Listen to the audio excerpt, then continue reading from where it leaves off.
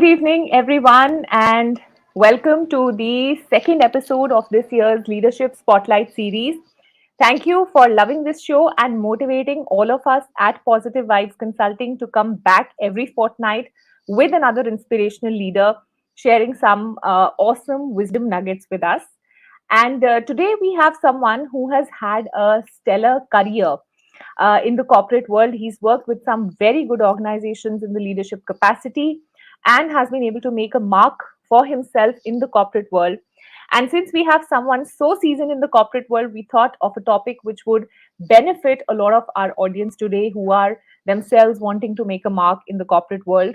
So please join me in welcoming Sandeep Das to the show. Hi, Sandeep. Thank you.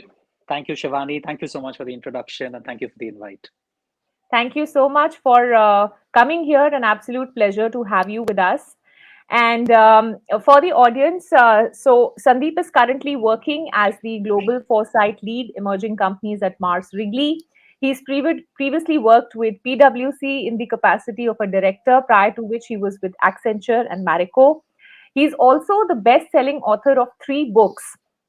I'm going to ask you more about it when we, talk more into the session. He has written 150 plus columns with Fortune, Forbes, ET, Times of India, and he's a speaker at 75 plus corporates and business schools like IITs and IIMs. Sandeep is an MBA from IIM Bangalore and also has a management degree from INSEAD.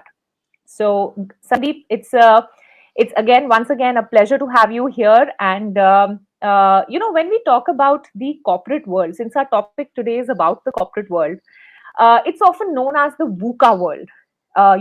There's volatility, there is uncertainty, complexity, and ambiguity.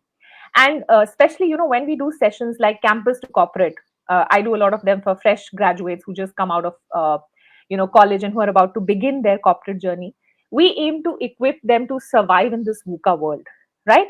So, being in the corporate world for so many years, do you actually feel it's a VUCA world out there? And how did you navigate through this uncertainty, this volatility, this ambiguity? We'd love to hear Yeah, from you.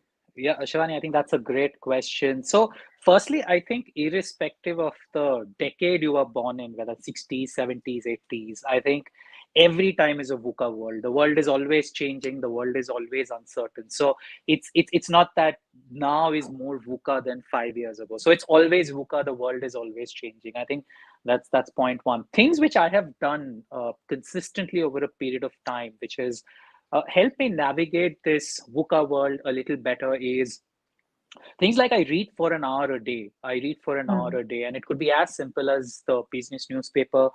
It could be as simple as listening to a business podcast. I Hmm. go out for a run a day, Hmm. and I think those small things that you do, I'm very sensible with money. I Hmm. try and build a good brand on LinkedIn. Hmm. Every 6 months, I ask myself, am I stagnating? Should I do something differently? And I Hmm. think this simple set of steps done over and over, I think has helped me in very good stead. Hmm. Awesome. So what you're saying is that a mix of work and some bit of personal sort of pursuing your personal passion is also something that you enjoy doing. Interestingly, like I just mentioned, Sandeep, you've been a bestseller author of 3 books. I wanted to ask you, with a full-fledged corporate career, I'm sure a lot of people would want to ask you this. One, what gave you the inspiration to write that? And secondly, how did you find the time to write 3 books? So I was actually always into a lot of theater, into a lot of creative arts, even in college. So I think Hmm. writing was only a natural progression. And after passing out of Hmm. business school, I wanted to write. It was also a creative outlet. I would recommend to everyone who's listening to this live Hmm. stream right now, you should figure out what your personal passion is and do something about it. So that's one. How I went about writing it is actually I used to write on Sundays. So I used to give 2 hours every Sunday. And I used to think through the week what I'm going to write on. And 2 hours on that Sunday, I put my thoughts together. The key to Hmm. writing 3 books is not rocket science. You just have to do it every Sunday over a period of many, many years, and automatically Hmm. the books churn out. Hmm. So it's about it's again about making it a habit. A lot of times we, and these days we're all understanding, I think thanks to James Clear and his book Atomic Habits, we all are understanding the importance of having good habits in our life. And like you said, having small, that's what the book also says, that putting in a little bit of effort really leads to big results. And like you said, for 2 hours every Sunday for many years actually leads to 3 full-fledged books being written. So awesome, insight there. Sandeep, as a fresher, most of us, I mean, I always thought, and I'm sure the freshers today also think the same way, that getting a job in the corporate world means a plush office, a fancy car, seven-star hotels, business class travels, and lots of money. How is the reality different? Is it different? I've never stayed in a seven-star hotel till date. Once you say that, but no, the reality is completely different. I mean, to give you a Yeah, sense from my own experience, the first 2 years of my life, I passed out of IIM Bangalore. I was in the villages in UP, actually interviewing 65-year-old sarpanches under a banyan tree with 47 degrees temperature. So that is what I was doing after passing out of India's best business school for a long yeah, time. So the reality is completely different. And I think a lot of hype about the pay packages, about the perks and benefits are unfounded. yeah, But also you have to understand that some of the money part is true. So as you keep earning more money, some of the comforts of life do come in your personal capacity. So you will travel well, you will right. stay well, you will stay in the right areas. But to assume that you are God's gift to mankind just because you pass out of a certain business school is a little unfounded. Yeah, I can totally relate to that because, and why I asked this question is because this is exactly the thought that I had in my mind when I got into a B school, and I assumed that I will, start my corporate career. But I actually started my corporate career, in a factory, and that was, of course, it was a very rewarding experience professionally. But nothing like what I had imagined a corporate life to be was true in that sense. But yes, I agree with you that it's a we all have these big dreams in life, and I think some at some point in time you get all these perks also, but you have to really slog it out and keep and doing well in life. And as you later do well, you get all these perks and benefits. So that was for the benefit of all the people with the stars in their eyes and dreams of all these things that I said. It's good to be in touch with reality of what's in store when you start your corporate career. Sandeep, we've always heard that particularly this theory of evolution, Charles Darwin's theory of evolution, survival of the fittest, holds true for the corporate world. And why we say this is, because just like the way the organisms, who have the ability to adapt to their environment will survive, likewise, in the corporate world, people who have the ability to adapt themselves to the culture and environment will do well. So, do you agree with this? And how would you relate your experience to this statement? Is it really survival of the fittest? To a certain extent, yes. Although fittest might not be the right word, it is just survival of someone who's probably the most competent, the shrewdest at managing office politics, and the classiest in appearing to their bosses. So I think that's what fittest means. If that is what fittest Hmm. means, yes. If you have those qualities, you will go a long way in surviving. But I would still say if you are in your 20s and if you're in a place like India, the opportunities are so many. When you talk of Hmm. survival in a fit of the fittest, you essentially assume it's a pyramid and there are limited opportunities and more people, and hence Yeah. some are dying along the way. But if you're in your 20s, which I assume a lot of your audience is, at Yeah. the stage where the Indian economy is, I think there are a lot of opportunities, and Yeah. demand probably is close to supply. So it's not as cutthroat. When you think of survival of the fittest, you always think it's cutthroat, dog eat dog. It's probably not that much in the 20s, but if you come to your 30s and 40s, definitely it very much As you becomes survival rise. of the Yeah. fittest. Yeah. Hmm. Hmm. So if someone's not fit, so to say, how does that person, what does that person do to fit into this culture? What do they do? How See, do they survive? it's a very good question, and it's a very difficult question to answer. So, firstly, when you talk of who's a fit person, who's a fit corporate professional, I think it fundamentally comes from skill sets. You need Hmm. to firstly have your right skill sets. I think that Hmm. that's just hygiene. Then it comes down to, do you have the right experiences? One, you know the content. Have you gone through enough of the drill yourself? So I think that's the second level of Hmm. question. The third is, do they have the right brand, the right Hmm. influencers, the right peers, the right Hmm. ecosystem? And the fourth is in terms of, do they have the right physical health, and do Hmm. they have the right amount of money in the bank? So that's what you Hmm. mean by someone who's fit.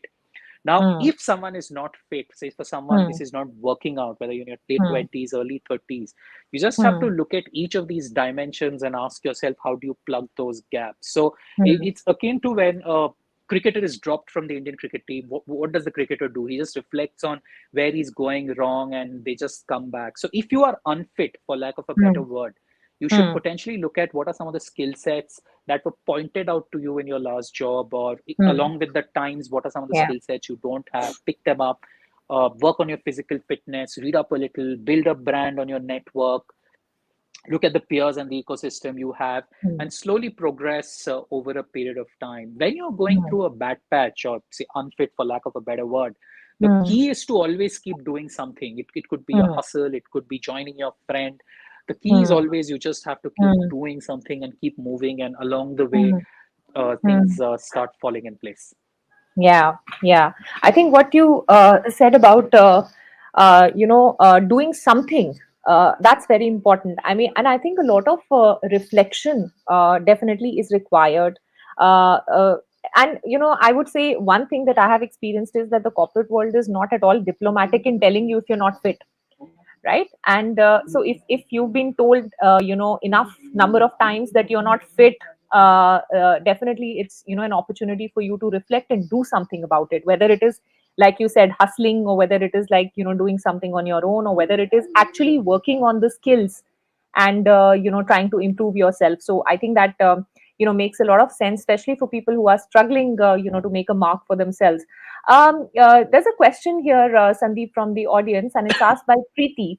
And the question is that you said that small work in a day are of great importance to us. So can you tell more about it? I think it's about the small habits that we were talking about. Yeah, I think Preeti, it's a great question, and what often happens is when we think of making successful careers, we think of big things, big jumps, big companies, big entrepreneurial ventures. But the reality is, if you do small things every day, they really work out very well. So, what do Yeah. the small things mean? So, for Hmm. one, reading 1 hour a day. It could be a business newspaper, it could be a business book. Listening to podcasts for 30 minutes a day. It could be a podcast of your choice, something in the US, something in India. And all these are free, they don't cost money. So, reading Hmm. for 1 hour a day, listening to a podcast for 30 minutes a day, going for Hmm. a walk or a stroll for 30 minutes a day.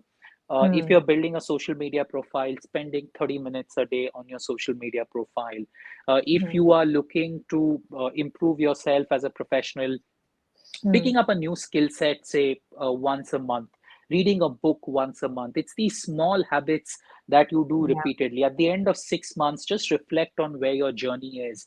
Are you doing the same thing again and again? Are you learning something new? It's about small things like managing your money well. How much of your Hmm. money is sort of safe? How much are you putting in volatile instruments? Are you able to sleep well at night? So it's Hmm. these small basic things which your grandmother always told you about. If you can do them again and again and again over a period of 10 years, that's exactly how you make it big. It's a very interesting series. I'm not sure if you've seen, called The Last Dance. It's about Hmm. Michael Jordan winning his sixth NBA title with the Chicago Bulls. It's a 9.2 on IMDb. And Michael Jordan, the greatest basketball player of all time, just says the same thing. He had a small Yeah. routine. He Yeah. would do the same thing every day and day, and he built so Yeah. much muscle memory. They call it muscle memory. That eventually he Yeah. went on to be very successful. So successful corporate careers are doing the small things, about reading, about reflecting, about managing your money, about social media, rather than doing big things. Yeah, yeah, I completely agree. And I think you've answered it very beautifully. That analogy of Michael Jordan absolutely makes sense. I think it's anything that you want, if you put your mind to something, a lot of times, we have this habit or this, you know, I would say, impatience that I should see results. and results should come instantaneously if I'm putting efforts. So if I'm running every day for 30 minutes, I should definitely lose weight in the next whatever 15 days or 1 month or whatever. And if I don't lose weight, then I feel that, okay, all this is a waste of time. But actually, it is not. It is, I think, one of the reasons why we are not able to, concentrate on the small habits is because we are too focused on the goal. And while it's good to be focused on the goal, but if that goal takes away the motivation, the non achievement of that goal takes away the motivation or the pleasure of enjoying the journey, I think then the goal needs to be revisited. So, Yeah, absolutely, absolutely. I'll just add on to that. It's sure. from personal experience again. It's very important that when you look at succeeding in any career, you give yourself 10 years. I'll talk Yeah. about my writing experience. That my first 8 years, I didn't have much to show, although I was following Hmm. this process regularly.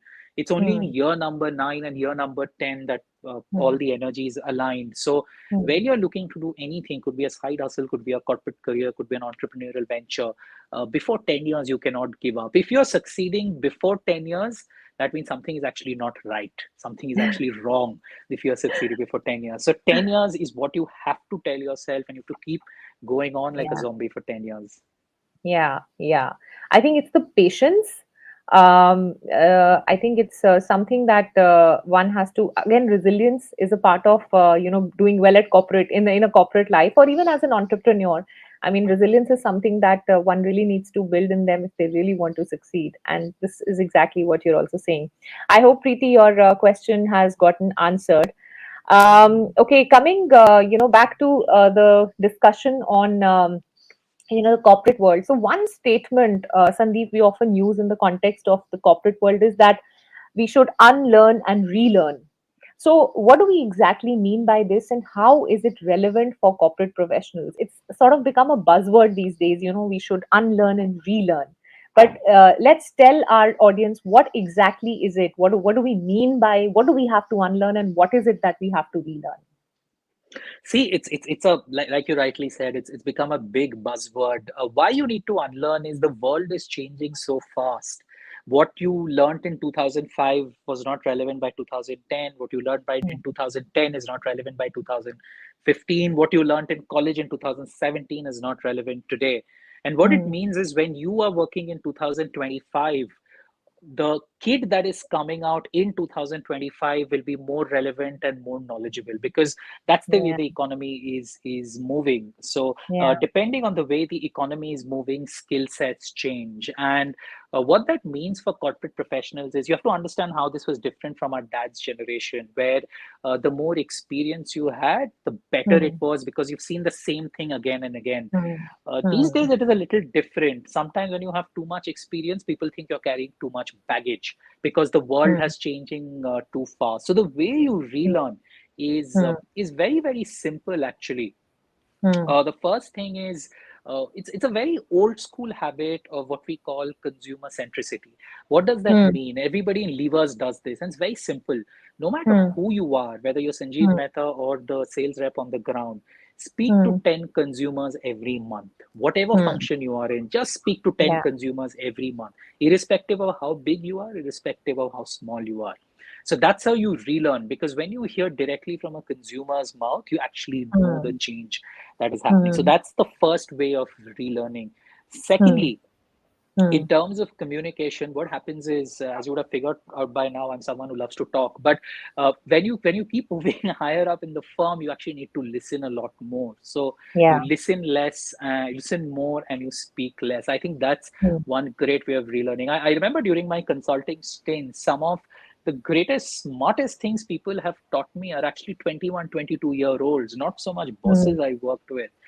Things Hmm. about social media, things about fitness. A lot of them were Hmm. 21, 22-year olds. So you never know where the insight is going to come from. So you need to listen Hmm. a lot more. I'm not very good at it, but that's what it means. So when you relearn, it's about being consumer centric. It's Hmm. about listening Hmm. well. And it's also that whole ecosystem I spoke about, the small habits that you keep doing every day. That's how Hmm. you stay relevant.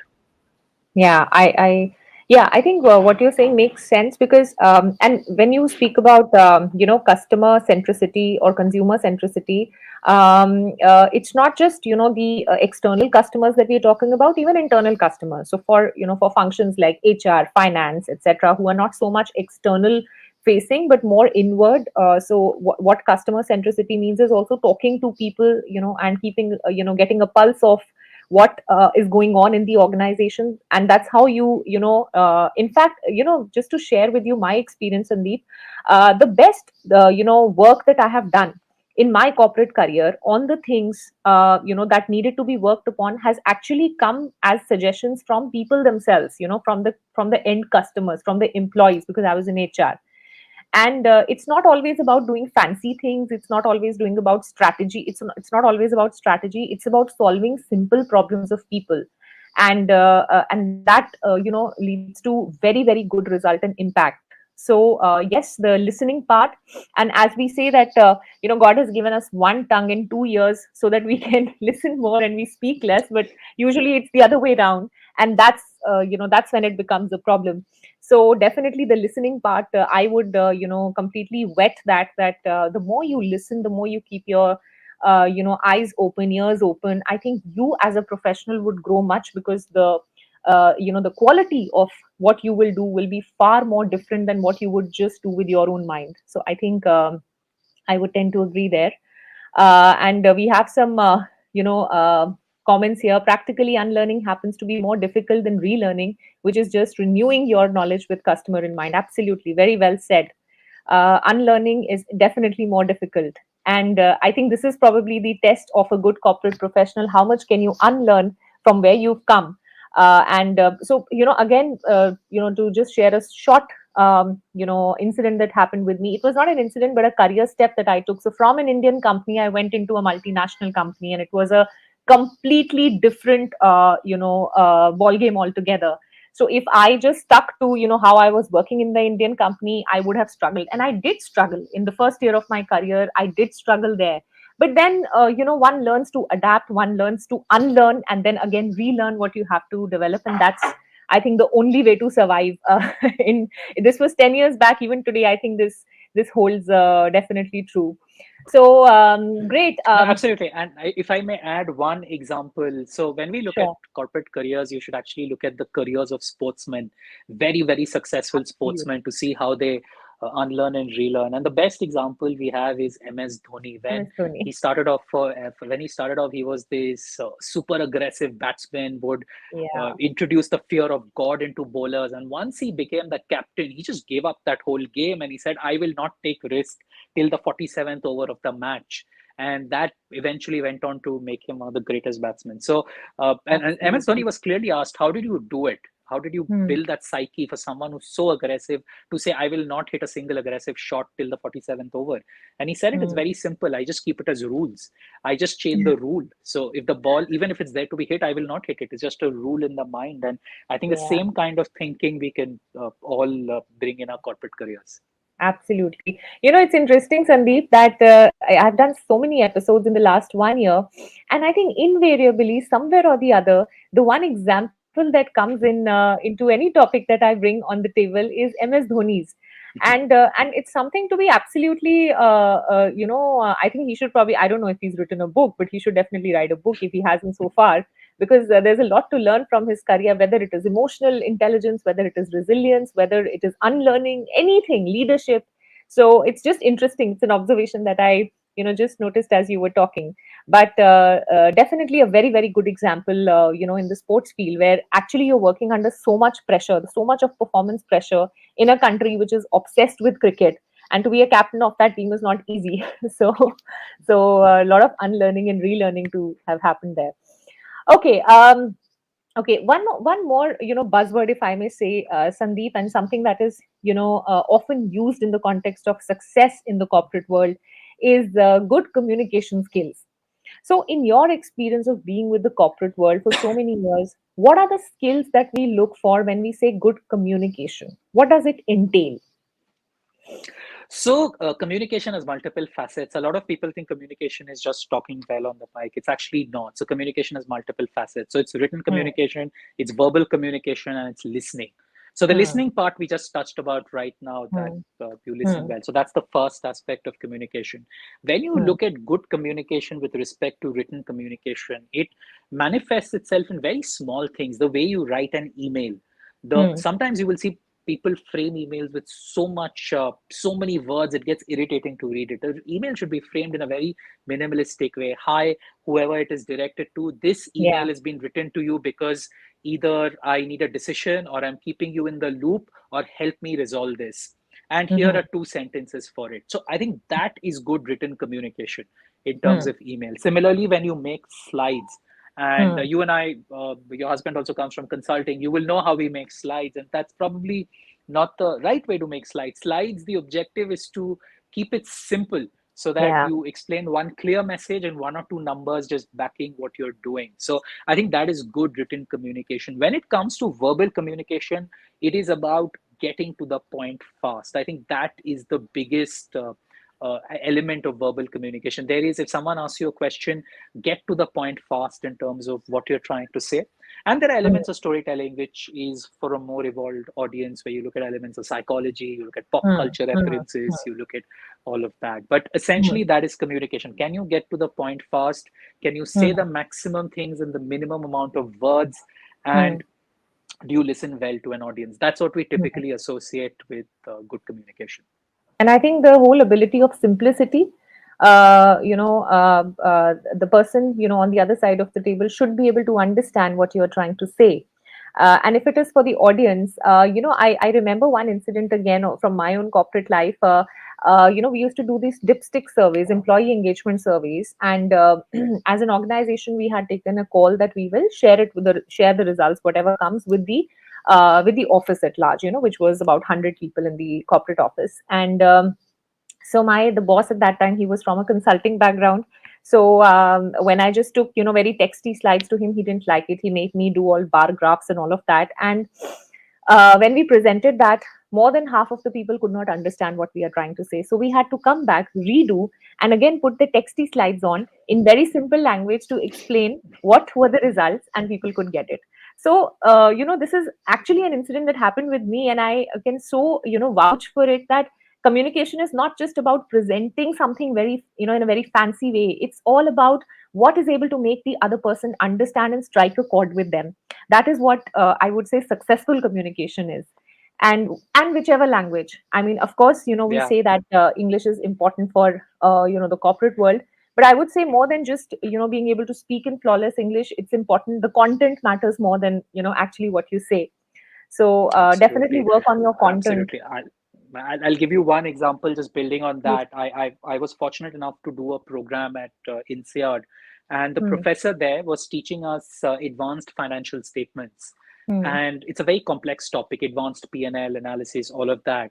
Hmm. And the way he took an example is a 6-year-old girl who wants to make her own lemonade store. She's buying limes, she's making lemonade, and she's selling it to you.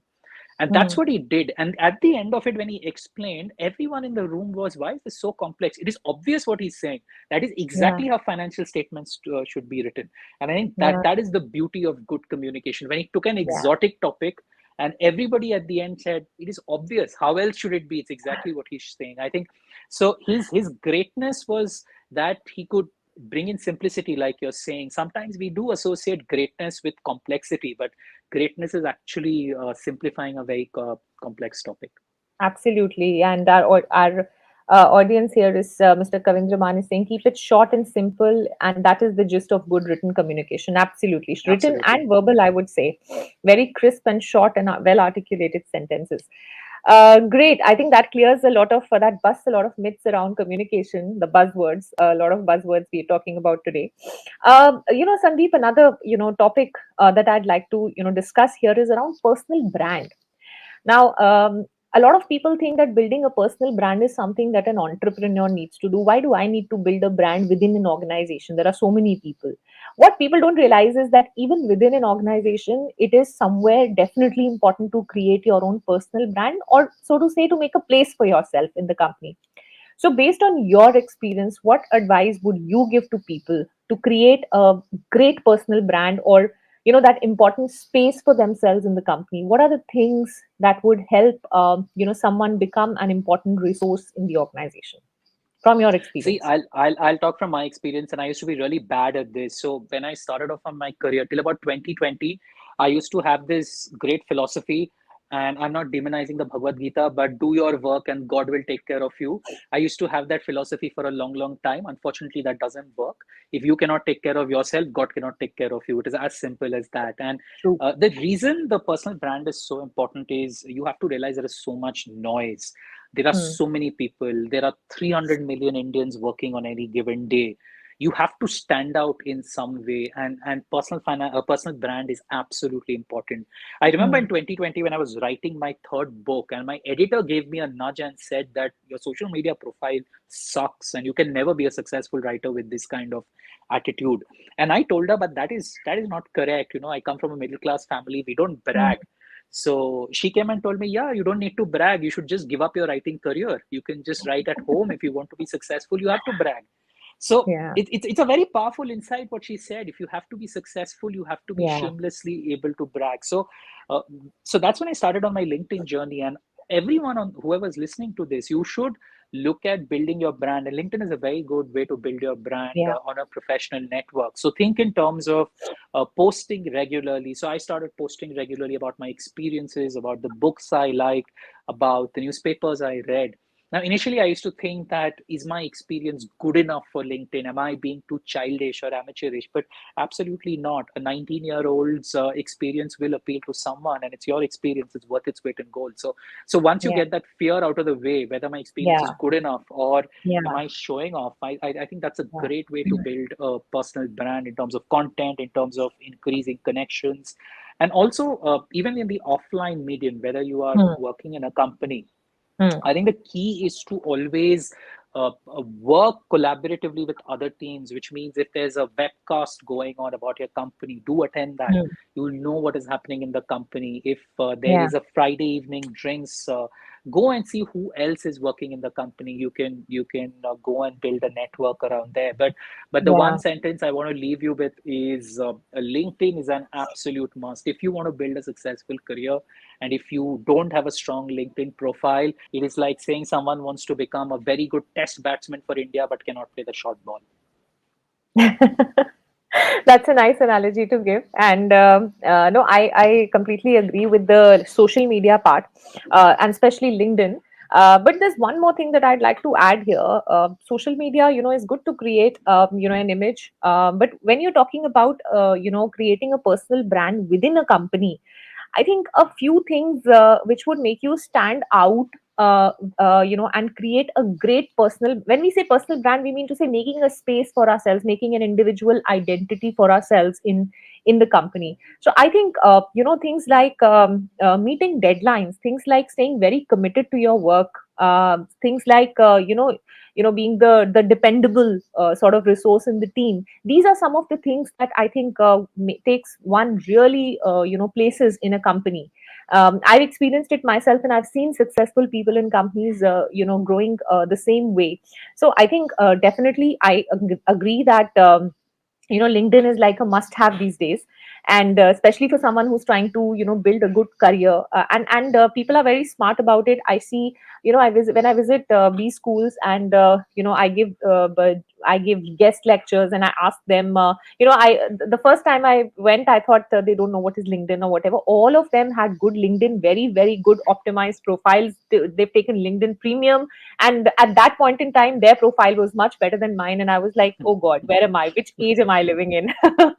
So, and honestly, I got inspired, and I thought, I think I need to do work on my LinkedIn profile as well, and that is how I've reached where I've reached today. But yes, LinkedIn definitely, presence is a must there. But I would say internally, if you really want to do well in your company, these are some of the things. Personal brand comes from trust. It's like a brand. We trust a brand, called Maggie, and not XYZ brand, because we trust it for its taste, right? So similarly for us as well, I think an organization will look at you as a brand only if you have that trust. So that trust comes with a lot of hard work to sab karte hain, but yes, working smartly, being efficient about what you do, and being honest in your relationships. I think that really helps a lot in creating this personal brand. Okay, great discussion. Now we'll sort of bring the elephant on the table, and there is a question also here which I'll just read out after the question that I have in mind. There is something known as office politics. Okay, something that the corporate world is notorious for. So, what's your advice to people who are at the receiving end of this? How does one survive in the office politics? Why I'm asking this question? Of course, this is there in my mind as well, but there's one more gentleman here, Amir, who has asked this question: how to handle toxicity in the corporate culture? So, I think the two questions are related. So, over to you, Sandeep. I think the one thing you should prepare to face, say 70-80% of your working careers is office politics. So this is something you just have to know how to deal with. So here Yeah. are some principles I have tried. Not that I'm very good at it, but here are certain principles. One, the person who has the least number of enemies by default goes forward. So if you have read Rajat Gupta's biography, one of the reasons why he was made McKinsey head is because nobody hated him. So that Hmm. is one guiding principle. So what this means in real life is Hmm. when you're discussing with peers, avoid Hmm. heated topics that make people very edgy. So avoid Hmm. conversations around politics, avoid Hmm. conversations around religion. So Hmm. avoid conversations which make people edgy and people dislike you. So the person, Hmm. that's one. So person who doesn't have enemies by default will go first. That's the first Hmm. principle. Hmm. Second is sometimes it's inevitable. You will either face office politics in terms of someone taking your credit away.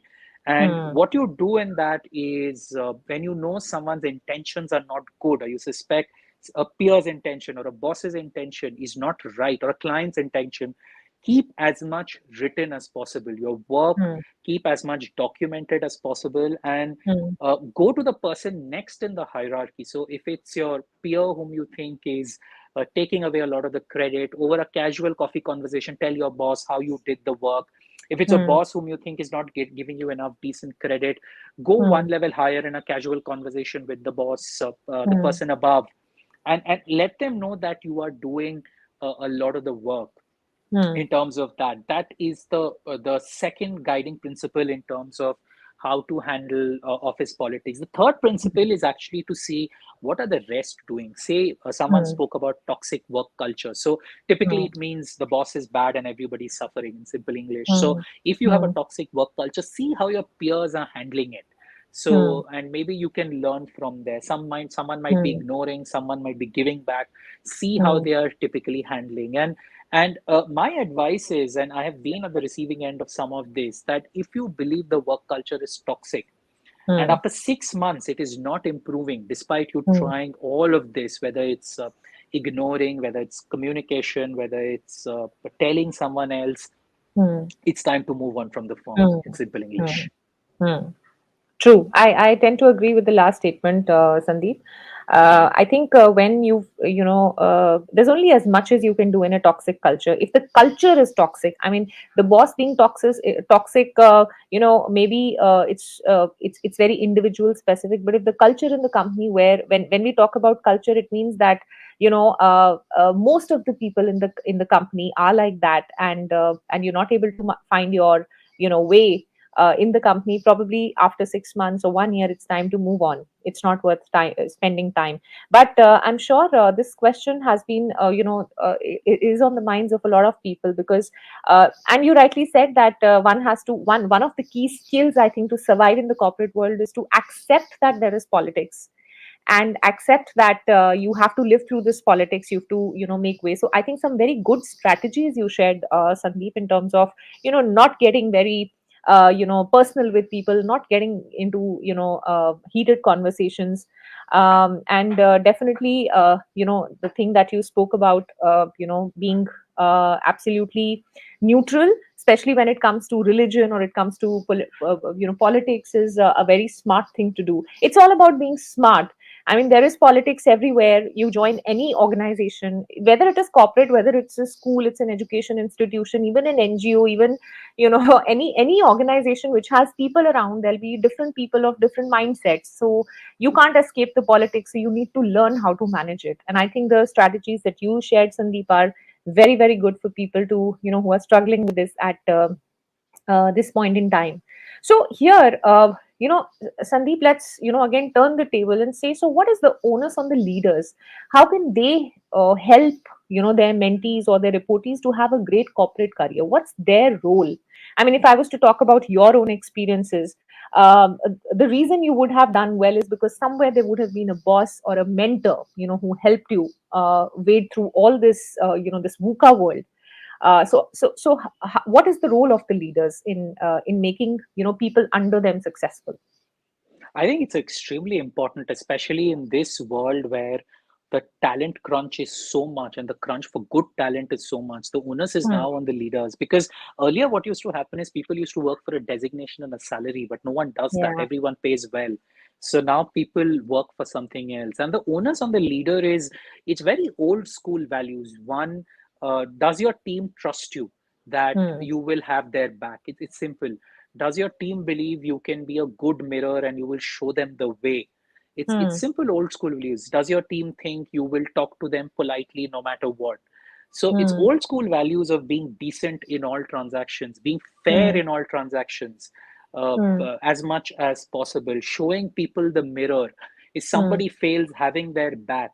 It is very Hmm. simple old school values. It's again, I give a sporting example. It's about what a sporting captain does in terms of he takes responsibility, he shows people the way, he treats everyone with decency and respect, and Hmm. that is Hmm. all a leader can do.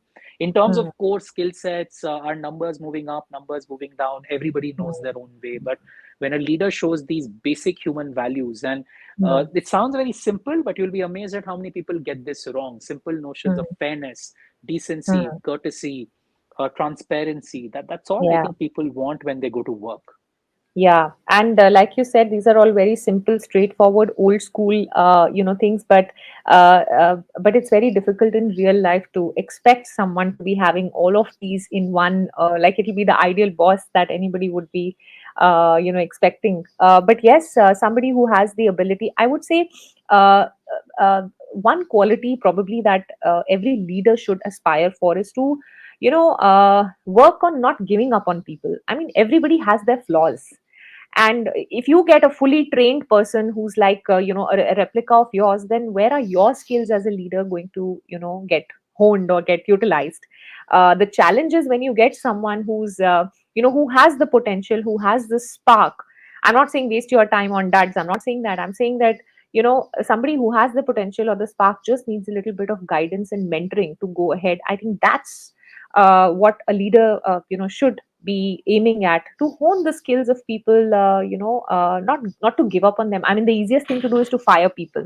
It's very easy to get rid of people, and I think that's in actually it should be the last resort, but unfortunately it's done on a very wide scale, more than it would than somebody would really expect it to. So that's very well said. Sandeep, there is one question here from Ashi, and it's for you because you're from a consulting background. So, how to pivot career stream which are unrelated? Say someone who wants to get into consulting from a non-consulting background. So, how does one do that? That's a good question, Ashi. There are various ways to do this. Typically, business school works as an excellent platform.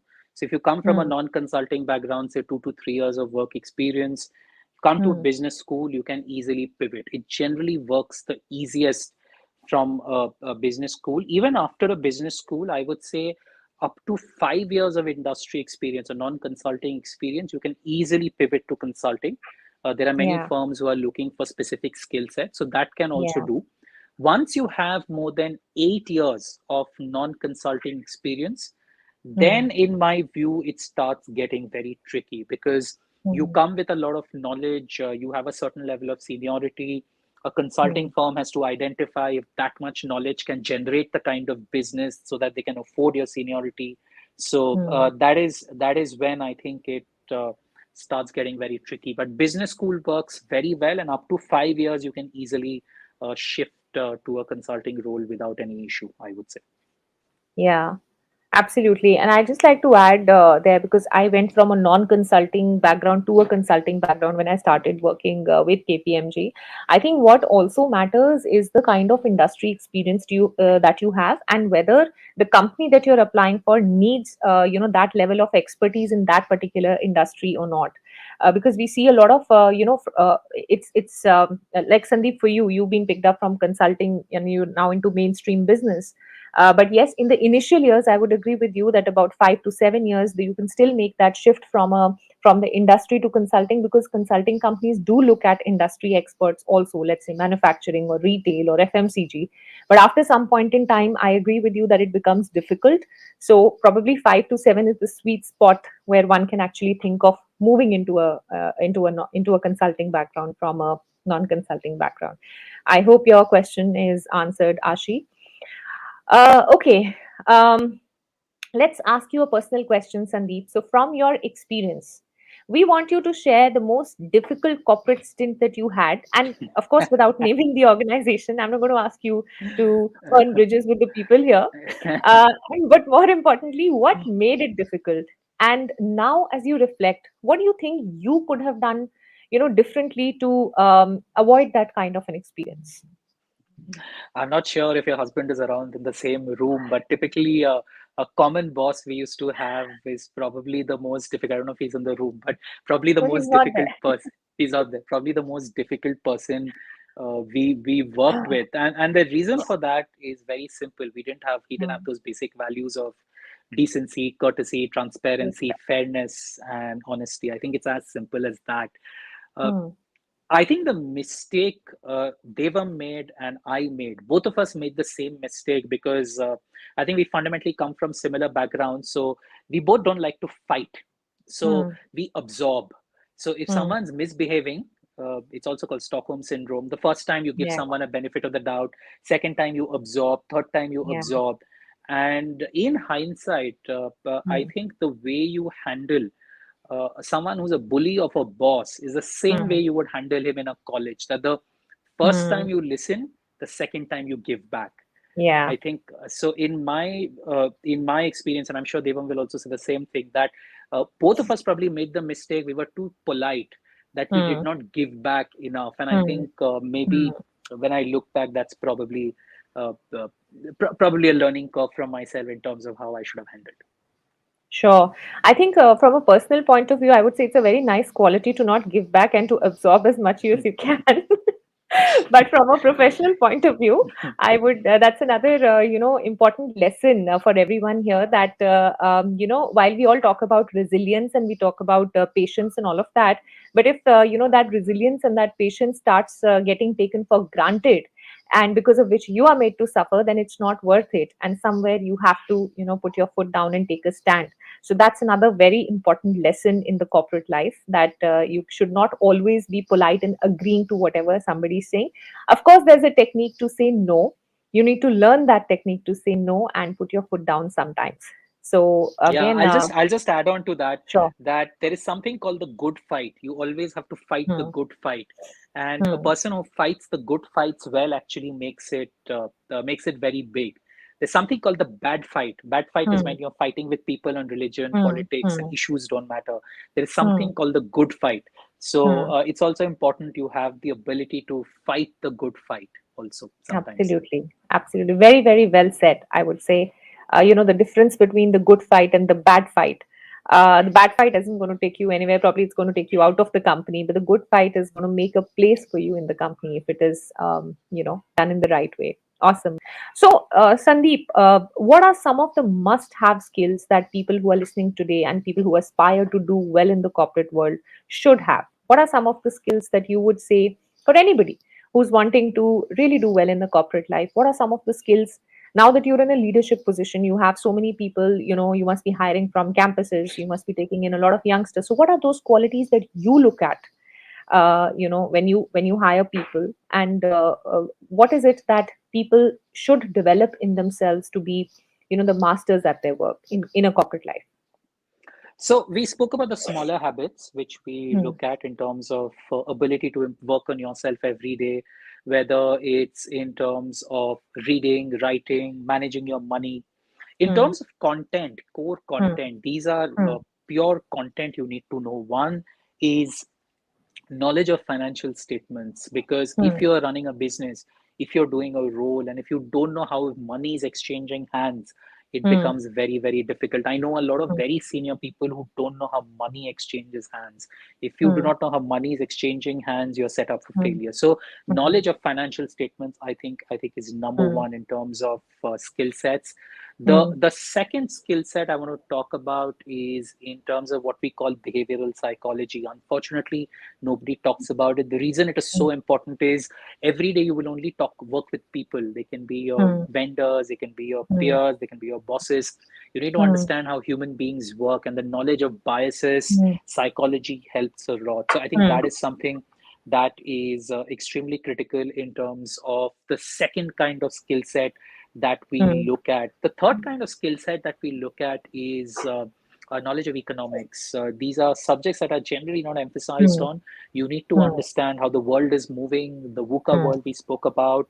You need mm, to understand how demand supply, how pricing works, so knowledge of mm, economics. So things like financial statements, psychology, economics mm, are very, very critical, and we test these. We don't tell a candidate, I'm testing your ability on behavioral psychology. We give them caselets to see how they mm, handle. So I think this is in terms of content. The mm, other way is someone can, I spoke about the atomic habits. mm, The one thing I also want to add mm, is it's very interesting. I didn't have this skill set for a long time, and I think it's important people have this.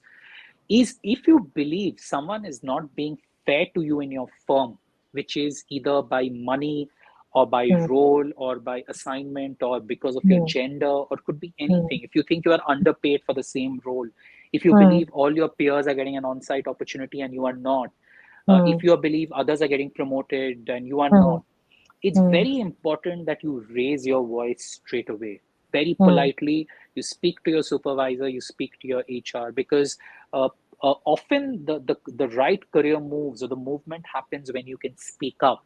And you don't need to mm. be disrespectful, but you need to Yeah. tell people, I am not happy with what is happening.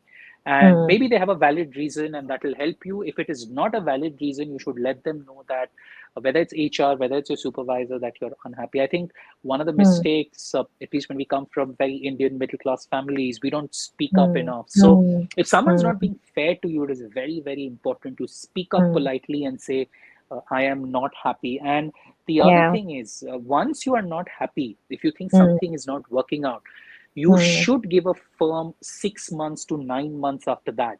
But if you mm, believe the firm is not able to show the intent after 9 months, mm, you think it is not moving, mm, do not be scared to walk off, because you mm. have to be selfish about your careers. It is your career, no one's going to do it for you. So Yeah. once you raise a grievance, give it 6 months, 9 months. If a firm cannot get your grievance sorted in 9 months, it is not the right place to work. And you should Yeah. have the ability to walk out uh, Mm, to another place. So here, I mm. think it's a long answer, but I tried to touch upon multiple things. So No, I think it's a very, it's all the points that you brought out are very fair and very practical, especially the last one that, if you're moving, I mean, a lot of people, I agree with you. I've seen it in my own career that people would continue to have so much of angst against what's being done to them. But when and suddenly one day they will just leave and give a bizarre answer why they are, why they are leaving when they're asked this question, simply because people don't want to, burn bridges. But the thing is that sometimes if you make it slightly vocal, and when I say vocal, I don't mean to say rude, but when you at least put across your point that you're not happy and there is something that is irking you, perhaps there's something that can be done in the same organization for which you don't have to move out. But the fear of and I've seen it happening to a lot of people just don't speak up, and assume that something somewhere will happen on its own and things will be okay on their own, and when it doesn't happen, people just leave. So it's, I think, a lesson for the organizations as well, that when people suddenly leave, there is more to it. There is more to the reason why people, and a lot of times, Sandeep, organizations know about it. They can preempt it, that this is going to happen, but still they don't do anything about it. So that's the sad part. But I think all of what you've said makes complete sense in terms of one aspect that I'd like to add here is also people sensitivity, because when you start off your career, you'll be meeting a lot of older colleagues, be meeting a lot of senior colleagues and people who've been around for quite some time, and it can become very challenging if you are not on good terms with them, or if you come as a polished MBA coming from a B school and throwing your weight around. It's not going to help. So I think respect for people and humility is something that definitely and this is a trait I have experienced and I have seen in so many successful leaders, the top CEOs. One quality that really sets them apart is the humility, the ability to just be so down to earth. And I've seen that with the top leaders of the corporate world. And I think that is such a beautiful quality to have. The more senior you become, the more humble I think you need to become if you really want to do well in a corporate career. So that was something that I wanted to add. And Jude here is saying excellent sharing, Sandeep. More practical, it takes time to build resilience. Absolutely it does. Great. So Sandeep, any last advice, I mean, to sum it up, any advice that you would have? There was one question that I forgot to ask you. Somebody had asked this. We talked about toxic culture, but what about a bad boss? The culture is So, good. The culture is good, but what about bad boss? If I'm stuck with a bad boss, what do I do? so you have to firstly understand what the term bad means, and bad means different things for different people. So let's Mm, understand what bad typically means. Bad means mm, someone who's screaming at you, shouting at you, is mm, not giving you the visibility, is not clear on direction, says something, changes his stance the next day, mm, micromanages you. mm, So these are definitions of bad, and mm, depends on what kind of visibility or what kind of behavior the person shows. You have to behave differently. mm, Now, if someone's a micromanager, mm, and if someone's a micromanager, you have to understand why they are like that. They just need control. The way you mm, handle a micromanager is have conversations more often. mm, So, a simple thing to handle a micromanager is if you just send a chat on Microsoft Teams in the morning saying, I have done this, I'm going to do this, that will calm him down. If it is mm, just a habit, mm, if it is someone who just screams and shouts, if it's just mm, personality, mm. avoid getting into verbal communication. Squabble. Mm, Talk about written communication. Go through chats. They can't scream so much. Do it in mm, where 5 6 people are there. They can't do so much. So mm, someone who's unfair to you with ratings, etc., you should speak up and tell them, I am not happy. The mm, other thing you should always look at is how are your peers handling such a person. You will typically mm, see some tips and tricks in terms of how they are handling, but uh, at the end, my line of reasoning is always very clear. Give a person 3 to 6 months. If mm, you are miserable, and the mm, way you are miserable, the sign is very simple. Can you mm, sleep well at night? That's the only mm, sign. If you cannot mm, sleep well at night because you're worried mm, about what someone will tell you tomorrow morning, you are miserable. mm. It's as Yeah. simple as that. And if it doesn't get resolved in 3 to 4 months, if Mm, the company is good, seek a change in the same company. If the mm, company is bad, just move on. There is mm, more than enough opportunity in terms of moving on. The other way, mm. so how do you handle a bad boss? So look at his style, try to fit into his Yeah. style. uh, First time you should give him the benefit of the doubt, him or her, if for a Mm, misbehavior. But if you see the second or third time it's happening, you should push back and mm, stand up in some form. And if you can't sleep well at night for more than 3 months, I think it's time to move on. mm. Absolutely. And I think if you can't sleep well at night, or if you're dreading Sunday evening because there's a Monday coming in, so these are signals that you really need to do something.